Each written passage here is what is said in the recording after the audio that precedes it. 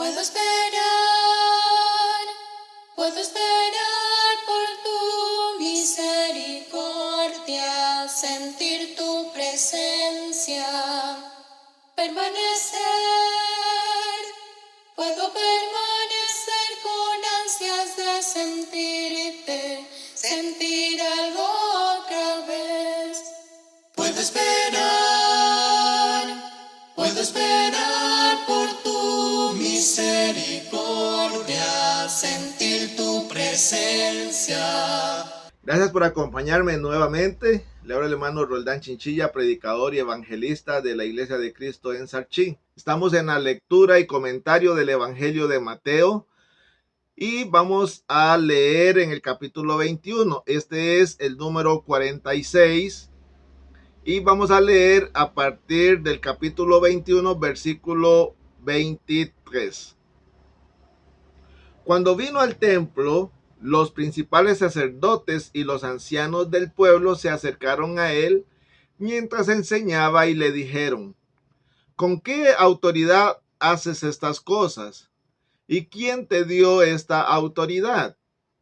Respondiendo Jesús les dijo: yo también os haré una pregunta, y si me la contestáis también yo os diré con qué autoridad hago estas cosas. El bautismo de Juan, ¿de dónde era? ¿Del cielo o de los hombres? Ellos entonces discutían entre sí diciendo: si decimos del cielo, nos dirá: ¿por qué pues no le creísteis? Y si decimos de los hombres, tememos al pueblo, porque todos tienen a Juan por profeta. Y respondiendo a Jesús dijeron: no sabemos. Y él también les dijo: tampoco yo os digo con qué autoridad hago estas cosas. Pero, ¿qué os parece? Un hombre tenía 2 hijos, y acercándose al primero le dijo: hijo, ve hoy a trabajar en mi viña. Respondiendo él dijo: no quiero. Pero después, arrepentido, fue. Y acercándose al otro le dijo de la misma manera. Respondiendo él dijo: sí, Señor, voy. Y no fue. ¿Cuál de los 2 hizo la voluntad de su padre? Dijeron ellos: el primero. Jesús le dijo: de cierto os digo que los publicanos y las rameras van delante de vosotros al reino de Dios. Porque vino a vosotros Juan en camino de justicia y no le creísteis. Pero los publicanos y las rameras le creyeron. Y vosotros, viendo esto, no os arrepentisteis después para creerle. Oíd otra parábola. Hubo un hombre, padre de familia, el cual plantó una viña, la cercó de vallado, cavó en ella un lagar, edificó una torre y la arrendó a unos labradores y se fue lejos. Cuando se acercó el tiempo de los frutos, envió sus siervos a los labradores para que recibiesen sus frutos. Mas los labradores, tomando a los siervos, a unos golpearon, a otros mataron y a otros apedrearon. Envió de nuevo siervos, más que los primeros, e hicieron con ellos de la misma manera. Finalmente les envió su hijo diciendo: tendrán respeto de mi hijo. Mas los labradores, cuando vieron al hijo, dijeron entre sí: este es el heredero, venid, matémosle y apoderémonos de su heredad. Y tomándole, le echaron fuera de la viña y le mataron. Cuando venga pues el señor de la viña, ¿qué hará a aquellos labradores? Le dijeron: a los malos destruirá sin misericordia y arrendará su viña a otros labradores que le paguen el fruto a su tiempo. Jesús les dijo: ¿nunca leísteis en las Escrituras? La piedra que desecharon los edificadores ha venido a ser cabeza del ángulo. El Señor ha hecho esto y es cosa maravillosa a nuestros ojos. Por tanto os digo que el reino de Dios será quitado a vosotros y será dado a gente que produzca los frutos de él. Y el que cayere sobre esta piedra será quebrantado, y sobre quien ella cayere les desmenuzará. Y oyendo sus palabras, los principales sacerdotes y los fariseos entendieron que hablaba de ellos, pero al buscar cómo echarle mano, temían al pueblo, porque éste le tenía por profeta. Dios bendiga su palabra. Habíamos dejado en el anterior video a Jesús maldiciendo la higuera por falta de frutos, prácticamente por ser solo apariencia. Ahora Jesús, dentro del templo o en el templo, se topa con los principales sacerdotes y los ancianos del pueblo, que cuando le vieron enseñando a las multitudes, le dijeron: ¿con qué autoridad? ¿Quién te dio permiso para enseñar a las multitudes? Eso es trabajo de nosotros. ¿Tú quién eres? Tú eres un carpintero. Algo así más o menos le dijeron a Jesús. Entonces Jesús respondió con una pregunta que era fácil de contestar. No había mucha complicación en esto. No era matemática pura ni lógica pura. Era algo sencillo. ¿Ok? Dígame una cosa. ¿El bautismo de Juan era del cielo o él se lo inventó? Entonces, sabiendo los enemigos de Jesús la profundidad del dilema que Jesús ahora les propone, quedan en un estado de tener cuidado a la hora de responder. Si decimos que de Dios, nos va a decir por qué no le creímos y nos arrepentimos y no nos bautizamos. Y si decimos que era un invento de Juan, que tal vez un invento de algún hombre por ahí que lo metió, entonces tendremos problemas con el pueblo, porque el pueblo sí creía que Juan era de Dios y su mensaje era de Dios y su bautismo era de Dios. Entonces escogieron responder que ignoraban la respuesta, no sabemos, lo cual era deshonesto, porque ellos sabían que era de Dios, pero no le obedecieron. Ante esta respuesta, Jesús también rehusó manifestar de dónde tenía él autoridad para enseñar, porque sabía Jesús que tampoco lo iban a recibir. Pero la respuesta de Jesús no solamente quedó en esa forma de responderles. Ahora Jesús les va a dar una cucharada de su propia medicina, comenzando con una parábola sencilla. Y esta es una forma de responder a la pregunta que él mismo había hecho respecto al bautismo de Juan. Un padre tiene dos hijos, tiene una viña, una siembra de uvas, y le pide a sus hijos que vayan a trabajar. Uno dice que no, pero se arrepiente por la respuesta, por la forma en que le habla a su padre y se va. Tal vez no le dijo: papi, perdón, pero posiblemente no le dijo: voy a ir. Simplemente fue.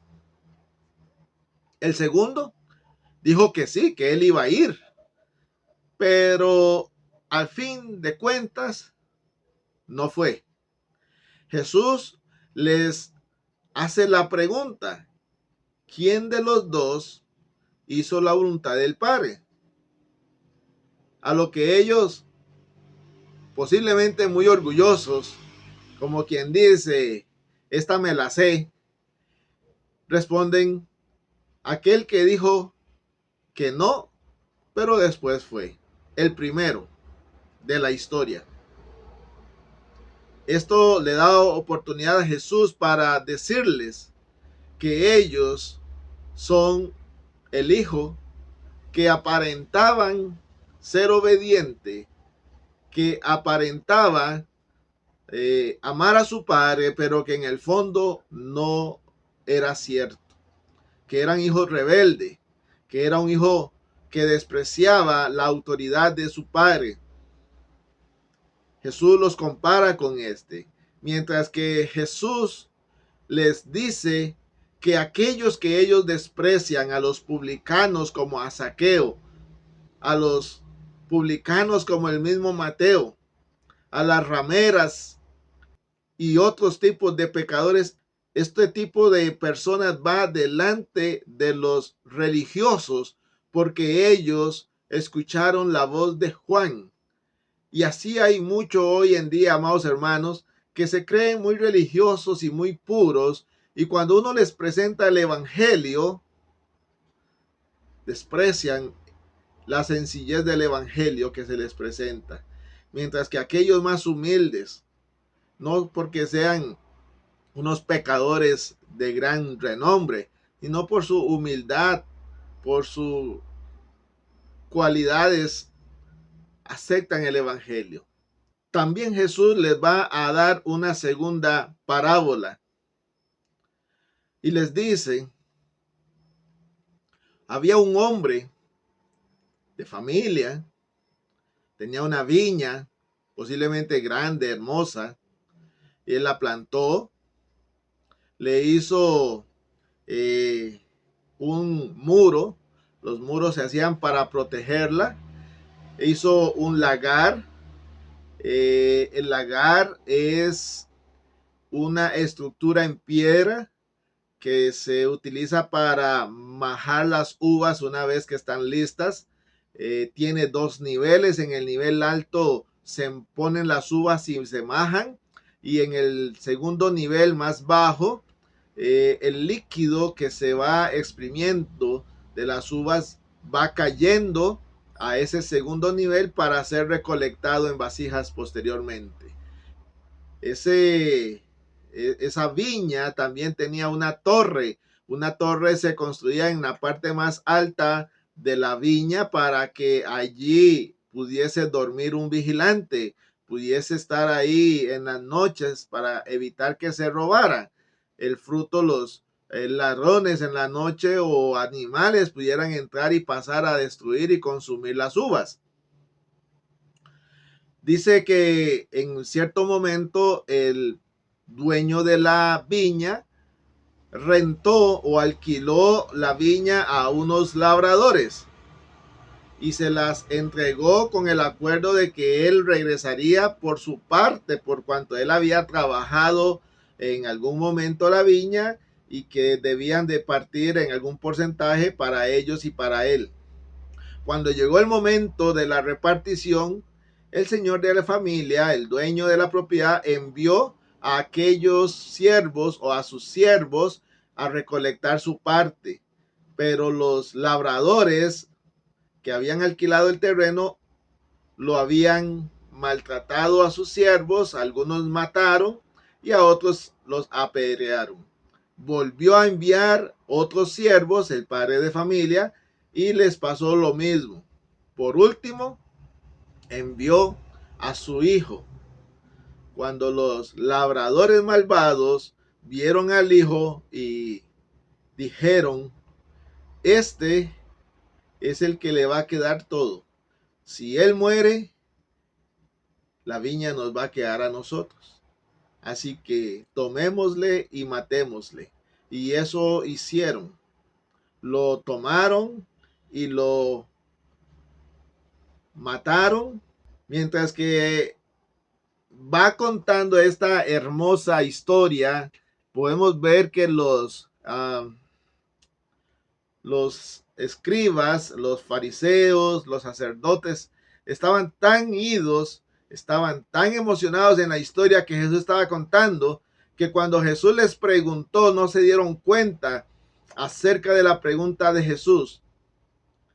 Jesús les preguntó: cuando venga el dueño de la viña, ¿qué va a hacer con los labradores malvados? A lo que nuevamente ellos, como quien dice, esa me la sé, respondieron rápidamente: cuando Él venga, va a castigar severamente a los labradores malvados. La palabra destruir que ellos mismos utilizan da la idea de destrozar algo, como cuando un animal salvaje destroza a una oveja, a una gallina, a una vaca. Esa es la idea de esa palabra que los sacerdotes y escribas le dijeron a Jesús. Pero lo que no sabían ellos y lo que no se estaban dando cuenta es que Jesús estaba aplicando la parábola a ellos. Ellos eran los labradores malvados. Dios era el dueño de la viña que él había trabajado. La viña era Israel. Dios los había protegido de muchas formas. Ese es el cercado. Dios les había dado una protección también con la ley y los profetas, pero ellos no los respetaron. Les había dado vigilantes, la torre, y Dios también les había dado para que ellos la administraran, pero los líderes, fariseos, sacerdotes, religiosos y muchos gobernantes no estaban atendiendo bien esa viña. Pensaron que la viña les pertenecía, que ellos eran el dueño y podían maltratar a los enviados de Dios, los profetas. Tanto así que a unos los maltrataron, pero a la gran mayoría de los profetas fueron muertos por manos de ellos. Y por último, ellos mismos estaban a punto de matar al Hijo de Dios. Y ellos ni siquiera se dieron cuenta de que su sentencia estaba cayendo sobre sus propias cabezas. Y el versículo 43 es sumamente importante, especialmente para aquellos que siguen insistiendo y creyendo que Israel sigue siendo el pueblo de Dios. Jesús mismo dice: el reino de Dios será quitado de vosotros. Esto no solamente incluye a los sacerdotes y escribas o fariseos, sino también a toda la nación israelita, por cuanto la nación israelita fue quien rechazó al Mesías. Y como decíamos, la curiosidad de la parábola dice que tomaron al hijo y lo mataron fuera de la propiedad. Jesús murió fuera del templo, fuera del lugar que le pertenecía. Él era el Hijo de Dios, el templo era de Dios, y sin embargo lo mataron fuera de la ciudad. Y ahora Dios ha entregado el reino a otros que sí le den frutos de los que Él espera. Amado amigo, amado hermano, el reino de Dios ya no es la nación judía. Esto no significa que los judíos no pueden llegar a ser parte del reino de Dios, la iglesia. Sí lo pueden ser si se arrepienten, reconocen en Jesús el Hijo de Dios y se bautizan para el perdón de pecados. Pero eso también es para los gentiles. Nosotros necesitamos reconocer a Jesucristo, arrepentirnos de nuestros pecados y bautizarnos para el perdón de nuestros pecados. Ese es el nuevo reino, y ese reino es entregado a gente que produzca frutos. Necesitamos estar atentos para que cuando el Señor venga, encuentre en nosotros también frutos. Por último, los fariseos y los sacerdotes tenían deseos de agarrar a Jesús y matarlo ahí mismo, pero no lo hicieron por miedo a las multitudes, quienes sí notaron cómo Jesús enfrentó a aquellos hombres que se creían puros y santos, pero que por dentro no cumplían las expectativas de Dios. Por eso no le echaron manos. Pero como todos hombres traicioneros, iban a encontrar la oportunidad cuando Jesús fuese más vulnerable.